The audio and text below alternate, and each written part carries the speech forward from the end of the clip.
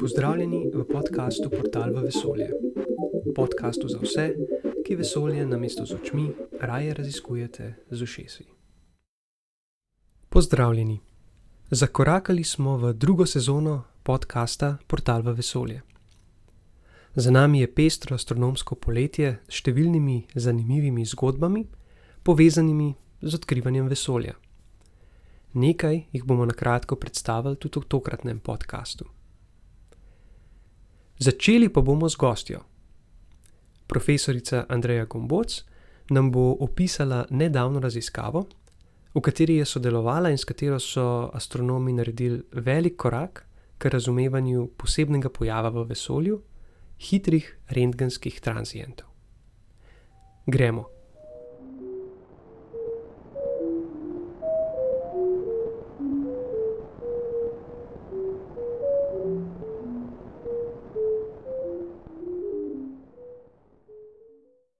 Vesolje je ogromno, zato mogoče ne preseneča, da je v njem tudi precej različnih pojavov. Tudi takih, ki jih še nismo odkrili. Danes bomo govorili o tranzientnih oziroma spremenljivih pojavih, še posebej me zanima nedavno odkritje, povezano s tako imenovanimi hitrimi rentgenskimi tranzienti. Pri odkritju je sodelovala tudi profesorica Andreja Gomboc iz Univerze v Novi Gorici. Andreja je danes z mano, da nam pomaga razložiti raziskavo. Andreja, živjo. Živjo. Tako, dajva najprej začeti z osnovami. Kaj je tranzient? Tranzient so, tako imenujemo izvore svetlobe na nebu, ki spreminjajo svoj sij. Zlasti mislimo pri tem tiste, ki ga nekako spreminjajo zelo nenadno in na kratkih časovnih skalah, se pravi recimo tam od velikostnega reda sekunde do nekaj tednov ali pa celo let. Lahko gre za neke pojave, ki uničijo nek astronomski objekt ali pa samo pač ga delno spremenijo. So pa to recimo taki pojavi, kot so že dolgo znani, na primer supernove, eksplozije zvezd na koncu svoje življenjske poti, izbruhi sevanja gama. Nekatere od teh pojavov poznamo že zelo dolgo časa, recimo eksplozije supernov so opazovali že stari kitajski astronomi pred 1000 leti. Za nekatere od teh pojavov pa vemo šele kratko obdobje, zaradi tega, ker jih odkrivamo pravzaprav z neko novo sodobno opremo, ki pokriva velik del neba, ker te pojave tako rekoč vedno odkrijemo naključno. Ne moremo jih napovedati, zato pač jih odkrijemo, če pač gledamo v dovolj velik del neba, jih pač lahko zaznamo.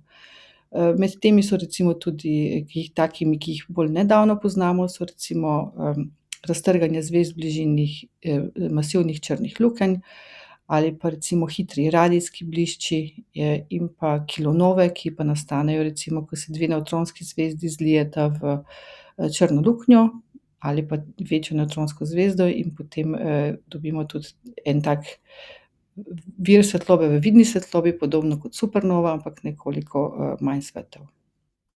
Ja, v vaši raziskavi ste se posvetili predvsem hitrim tranzientom, če dobesedno prevedemo iz angleščine. Kaj naj si predstavljamo pod oznako hiter? Ja, nekateri so res zelo hitri, recimo ti hitri radijski blišči trajajo recimo tam od milisekund pa mogoče tam do nekaj sekund. Izbruhi sevanja gama tudi trajajo od delčka sekunde do mogoče nekaj 100 sekund oziroma recimo nekaj 10 minut. Imamo pa potem tudi v drugih valovnih dolžinah svetlobe, se pravi ne v gama sevanju, ampak recimo v optičnem delu spektra, v vidni svetlobi, imamo pa tudi recimo tranziente, ki trajajo nekaj tednov, pa jim še vedno rečemo, da so hitri. Recimo hitri modri optični tranzienti ali pa tudi kilonove so lahko hitre. Tako da to je malo odvisno, se pravi, od tega, v katerem delu svetlobe gledamo. Okej, in sedaj prideva do že omenjenih hitrih rentgenskih tranzientov. Zdaj ime pove že kar veliko, ne? Ampak vseeno, kako bi okvirno opisala, za kaj gre? Hitri rentgenski tranzienti so taki nenadni izbruhi rentgenskega sevanja iz vesolja, ki trajajo od nekaj sekund do nekaj ur, običajno pa samo nekaj minut. V vaši raziskavi ste pod drobnogled vzeli enega izmed hitrih rentgenskih tranzientov in prišli do zanimivih ugotovitev. Mi lahko opišeš raziskavo in predstaviš glavni rezultat te študije? Se pravi, satelit Einstein Probe je zaznal rentgenski izvor 15. marca 2024 in kmalu zatem so tudi sta satelita Swift in pa Conus Wind zaznala izbruh sevanja gama iz te približno enake lokacije na nebu. Teleskopi Atlas na Zemljinem površju pa so zaznali izvor vidne svetlobe.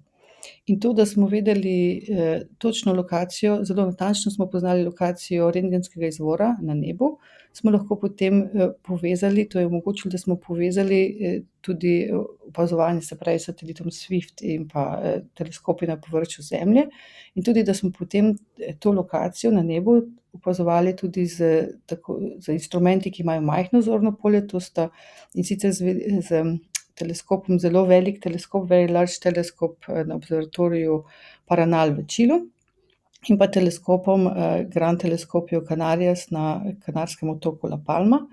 In s temi spektroskopskimi opazovanji smo lahko izvedeli veliko več o tej svetlobi, ki prihaja iz tega, v bistvu o vidni svetlobi, ki je nekako bila povezana s tem rentgenskim tranzientom.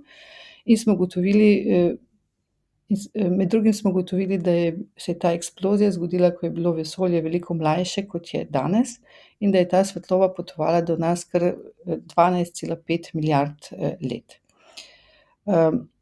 Prav smo potem tudi nekako ugotovili, da so lastnosti te eksplozije zelo podobne, kot so lastnosti izbruhov sevanja gama, se pravi enih drugih takih tranzientnih dogodkov, ki jih pa poznamo malo bolje, in sicer jih poznamo že približno 50 let in vemo, da nastanejo nekateri ob zlitju dveh nevtronskih zvezd, drugi pa nastanejo ob tem, ko recimo neka masivna zvezda konča svoje življenje, ko porabi vso svojo energijo in jo v bistvu nekako raznese.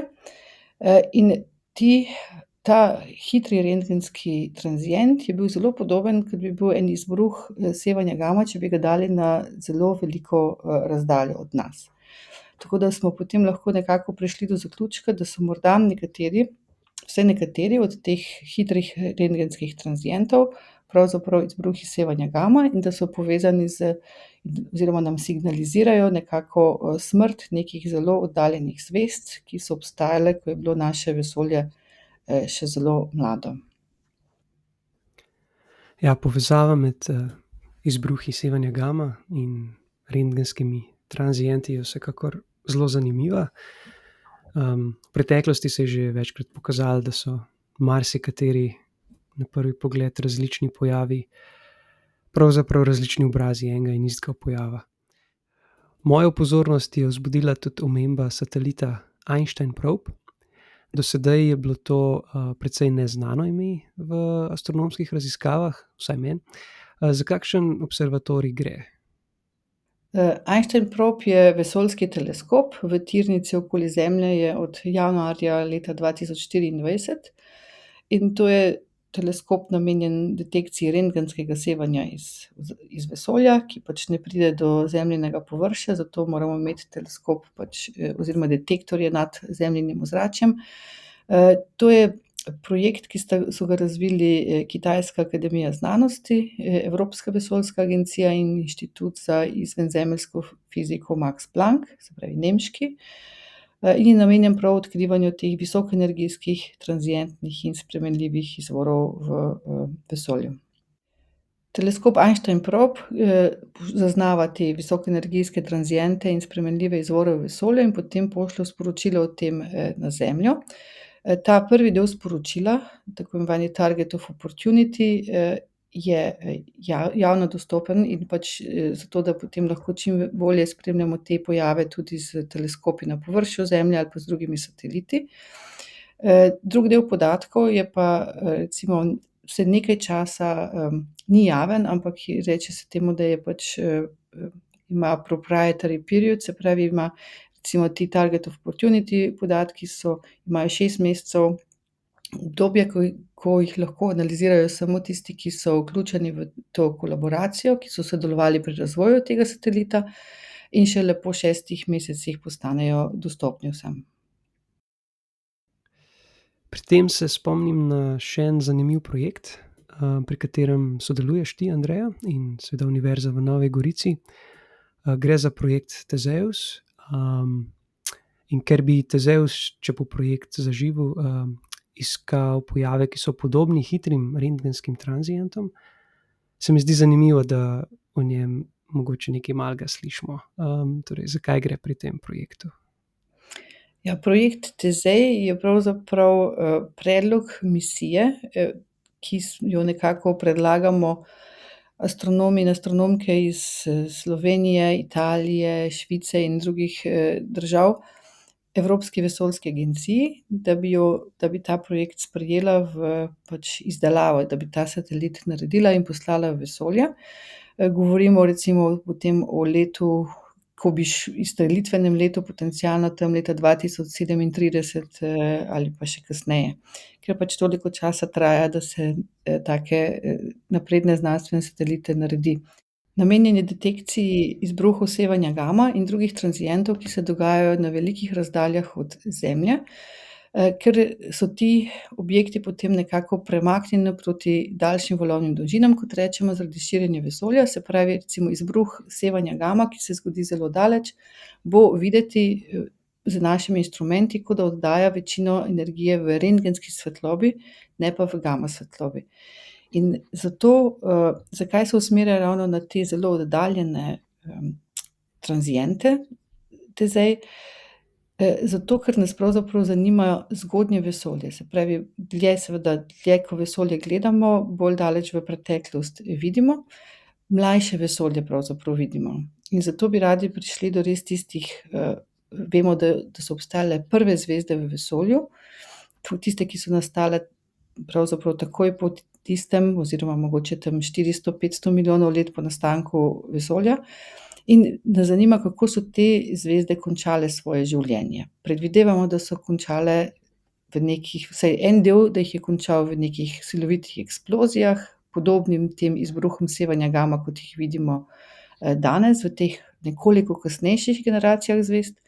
In seveda bi želeli spoznati preko teh eksplozij, ki bi jih zaznali, bi se lahko spoznali potem mogoče tudi lastnosti teh prvih zvezd v vesolju in pa tega, kako so živele. Super. Upam, da bomo o projektu Tezeus še veliko slišali v naslednjih letih. Andreja, najlepša hvala za razlago in do naslednjič. Hvala za vabilo in lep pozdrav.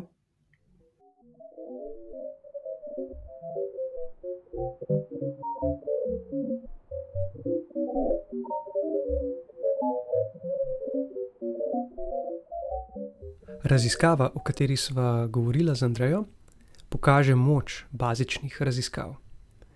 To je ta mednarodna povezanost, ki je bistvena za širjenje znanja.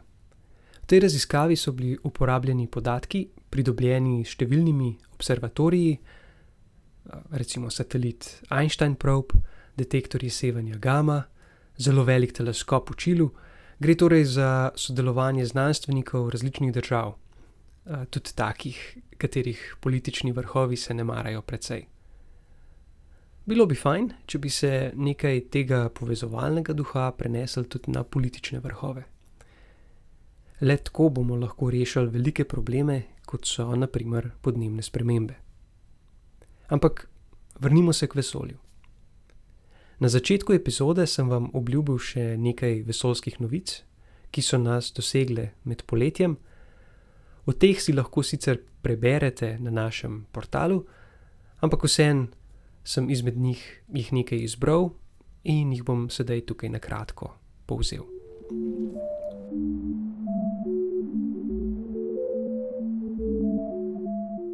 Julija smo našli prav poseben komet. Poznamo ga pod imenom 3I poševnica Atlas.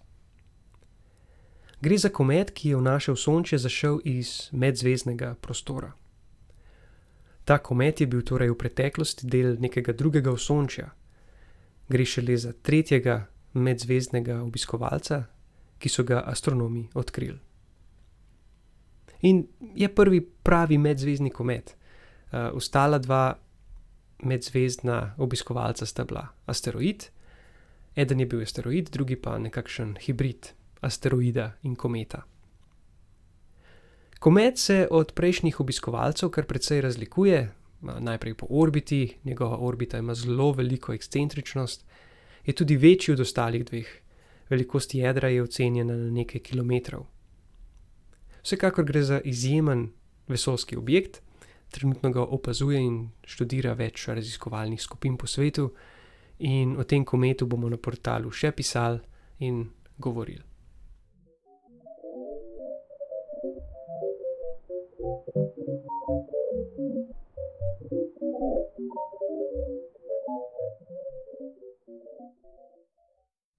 Detektorja gravitacijskih valov LIGO, ki stojita v Združenih državah, pridno odkrivata nove gravitacijske valove.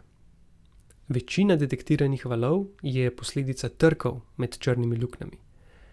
Do sedaj sta detektorja, skupaj z detektorjem Virgo v Italiji in Kagra na Japonskem, detektirala že okrog 300 podobnih trkov. Poleti so znanstveniki objavili članek o zanimivem trku. Črni luknji pred trkom sta imeli maso ena 137, druga pa 103 mas Sonca. Med trkom sta se črni luknji zlili v masivnejšo črno luknjo z maso med 190 in 270 masami Sonc. Te številke vam mogoče ne povejo veliko, ampak teoretiki, ki jih črne luknje zanimajo, si ob njih belijo glave. Teorija namreč pove, da črne luknje z masami med 60 in 130 masami Sonca ne bi smele obstajati. Bi morali astrofiziki sesti nazaj za mizo in popraviti teorijo? Mogoče. Ampak bolj verjeten je, da sta ti dve črni luknji produkta dveh zgodnejših trčenj, še manj masivnejših črnih lukenj. Takšen trk bi pojasnil tudi izmerjeno hitro vrtenje črnih lukenj pred trkom. Kakorkoli, črna luknja, ki je nastala s trkom, je najmasivnejša črna luknja, ki smo jih odkrili z gravitacijskimi detektorji. Odkritje je zanimivo za razumevanje rasti črnih lukenj. Še vedno ni povsem jasno, kako dobimo črne luknje z maso 1000, milijon ali pa še več mas Sonc.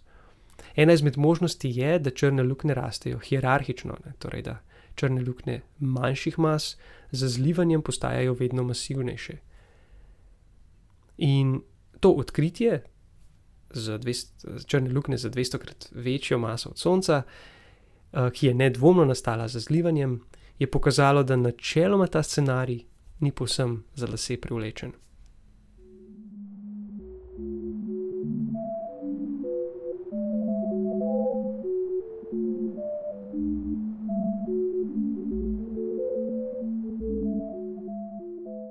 In še ena za vse ljubitelje zvezde Betelgeze. Betelgeza je ena izmed najsvetlejših in svojo izrazito rdečo barvo tudi najbolj markantnih zvezd na zimskem nebu. Človek bi si mislil, da v tako svetli zvezdi vemo praktično vse, a bi se motil. Že dalj časa se ugiba, da naj bi Betelgeza imela spremljevalko.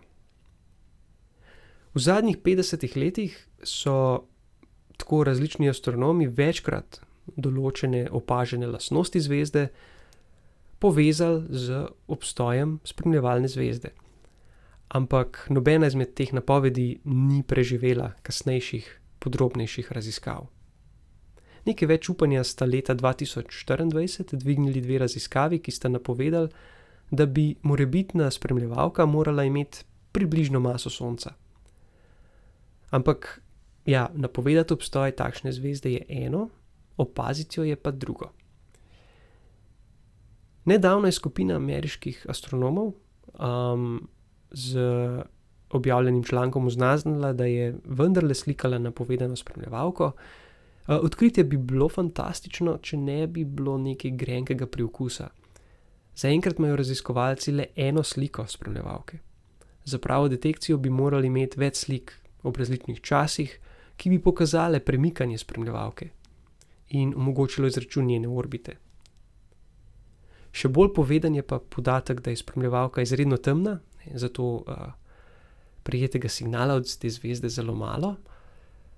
Obstaja v bistvu 10% verjetnost, da zvezde tam sploh ni in da je detekcija zgolj šum. In to je zelo visoka verjetnost. Če je zvezda resnična, torej zelo velik če, potem ima maso za poldrugo Sonce. Šlo naj bi za mlado zvezdo, ki še vedno raste. Trenutno je od Betelgeze oddaljena okrog 4 astronomske enote, kar pomeni, da se giblje znotraj območja zunanje atmosfere večje zvezde. Zaradi trenja se bo domnevna zvezda približevala zvezdi in padla vanjo že čez okrog 1000 let. Zaenkrat raziskovalcem ne preostane drugega, kot da še naprej opazujejo zvezdo in upajo, da bodo o spremljevalki, če res obstaja, pridobili prepričljivejše podatke.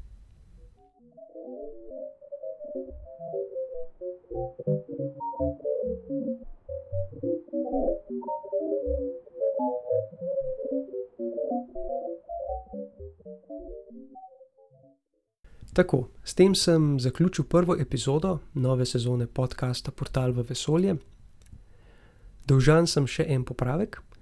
Poslušalec Zoran me je opozoril, da sem ga v prejšnji, torej 19. epizodi malo kiksnil. Rekel sem, da ima kamera na observatoriju Vera Rubin 3,2 megapikslov. V resnici jih ima 1000-krat več, torej 3,2 gigapikslov. Za napako se opravičujem, Zoranu pa še enkrat hvala za pozorno poslušanje. Obenem bom letos naredil manjšo spremembo v formatu oddaje. Nove epizode podcasta bom objavljal vsake 3 tedne namesto na 2 tedna, ker imam letos bolj natrpan urnik. Bodo pa zato oddaje mogoče letos kakšno minuto daljše. To je to. Naslednjič se torej slišimo čez 3 tedne. Do takrat pa vam želim veliko jasnih noči.